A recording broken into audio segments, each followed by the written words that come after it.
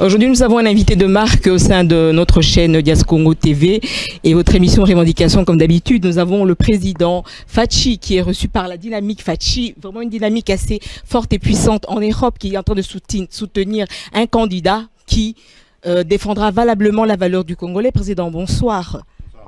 Nous sommes vraiment contents de vous voir aujourd'hui. C'est vraiment une bénédiction ou disons une opportunité parce que vous n'êtes pas facile à avoir.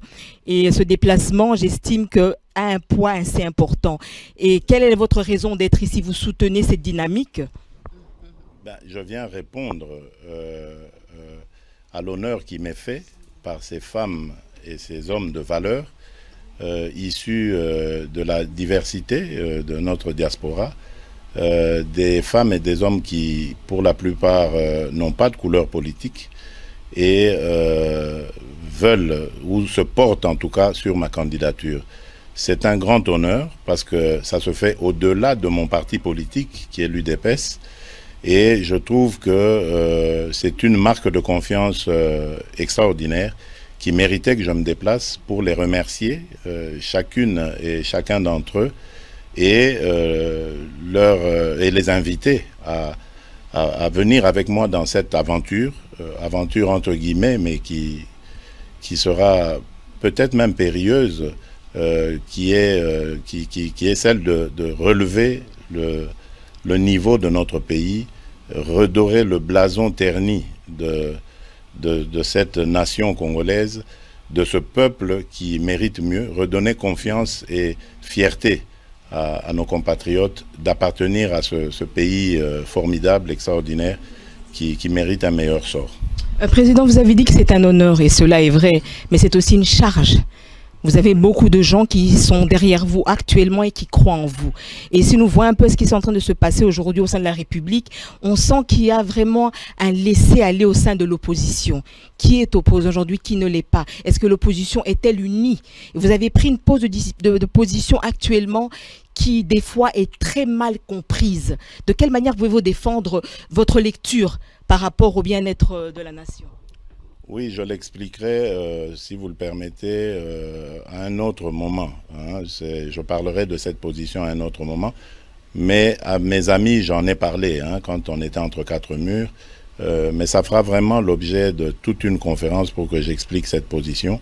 Je suis le premier, comme vous pouvez vous en douter, à regretter ce cafouillage, cette cacophonie qu'il y a au sein de l'opposition.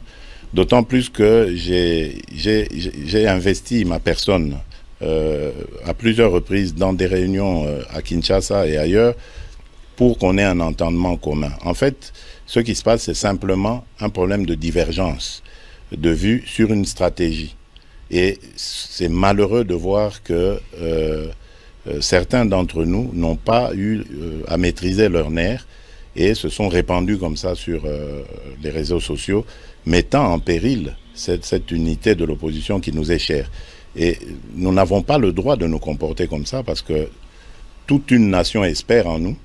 Et au-delà même de la nation, nous qui avons la chance d'avoir des contacts diplomatiques internationaux, nous pouvons dire beaucoup de sympathie se portent sur notre cause, celle de l'opposition. Et beaucoup de déceptions aujourd'hui se manifestent vis-à-vis de cette cacophonie. Donc il faut très vite revenir à la raison, calmer nos ardeurs et réfléchir sur ce à quoi j'ai invité nos amis de l'opposition, tous les amis de l'opposition hier dans un tweet, c'est-à-dire à se pencher sur nos priorités qui sont la désignation du candidat commun et les défis à relever vis-à-vis du fichier électoral, parce qu'on n'en parle pas beaucoup. J'entends les gens parler de machines, mais moi je crois que le fichier électoral corrompu fait plus de tort que la machine. Donc machine à voter et enfin fichier électoral et puis machine à voter. Réfléchissons là-dessus, nous pouvons le faire, au lieu de passer notre temps à nous invectiver, à nous vilipender sur les réseaux sociaux. Ce n'est pas du tout honorable.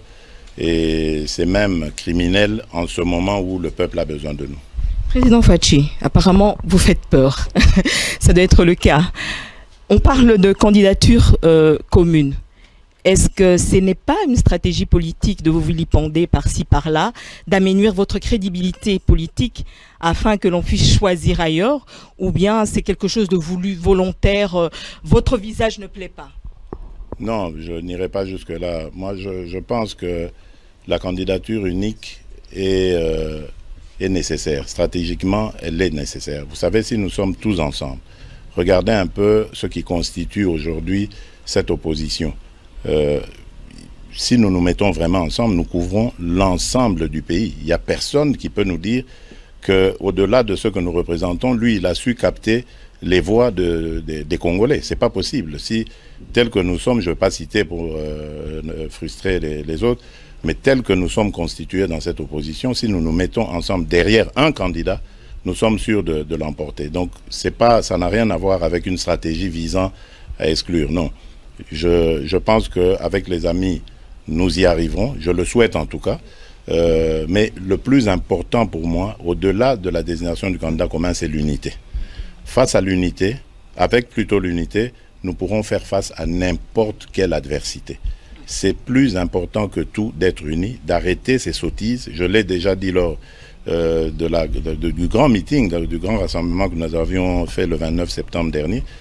Au-delà de toutes nos divergences, c'est l'unité qui importe. Il faut que nous soyons unis pour faire face à l'adversité. Et sans ça, nous allons nous fragiliser et ce serait dommage parce que ça risquerait de faire la part belle à ce pouvoir qui est pourtant finissant, décadent et qui n'a plus rien à offrir. Je me réserve certaines questions, mais bon, revenons à la dynamique, vu que vous étiez leur invité. De quelle manière pensez-vous travailler avec eux, la main dans la main? Vous allez les insérer au sein de vos projets politiques, court, moyen, long terme, ou bien c'est tout simplement une dynamique d'accompagnement par rapport au présidentiel? Non, c'est d'abord une dynamique d'accompagnement, certes, mais ce n'est pas un accompagnement pour la galerie. Je vous ai dit ici que ce sont des femmes et des hommes de qualité qui représentent la diversité de la diaspora congolaise et qui viennent au-delà de mon parti naturel, mon parti UDPS dans lequel j'ai évolué.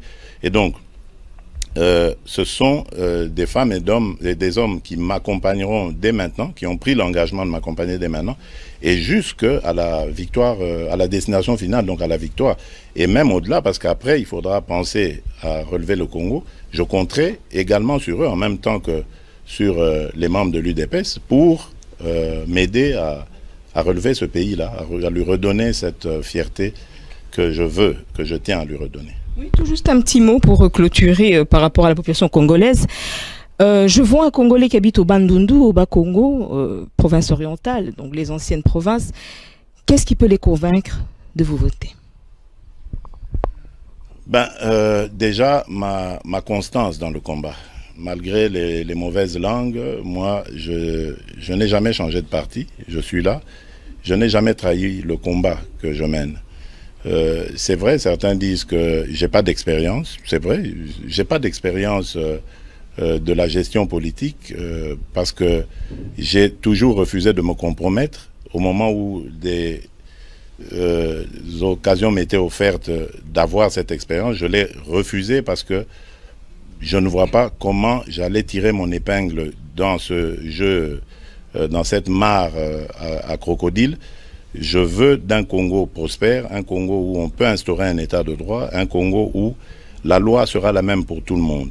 Et ce Congo où les dirigeants vont enfin comprendre qu'ils doivent rendre compte au peuple qui leur donne le mandat d'exercer, de présider à ses destinées. Donc, je pense que je suis celui-là qui peut être ce dirigeant-là parce que ce président-là plutôt parce que je suis le dirigeant d'un grand parti politique. Je suis arrivé à sa tête par des élections démocratiques. J'ai donc prouvé que je tenais à la démocratie et j'ai donc prouvé pour la première fois dans notre pays qu'un parti peut survivre à son leader. Parce que beaucoup donnaient l'UDPS pour perdu après le départ inopiné de notre cher président. Et donc j'ai montré que je savais m'attacher à des valeurs et ces valeurs sont nécessaires aujourd'hui pour requinquer le Congo.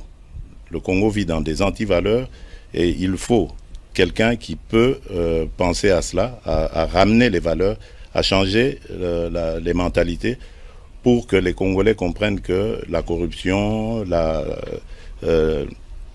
l'impunité, la mauvaise gouvernance sont les fléaux qui sont à la base de nos malheurs aujourd'hui. Donc, je m'inscris dans cette logique et je crois qu'avec les femmes et les hommes qui m'entourent ici, et aussi avec les femmes et les hommes qui composent l'UDPS, nous allons réaliser ce rêve. Et au-delà de l'UDPS, il y a nos alliés, tous ceux qui nous ont rejoints, qui sont sur nos listes. Nous allons réussir ce pari.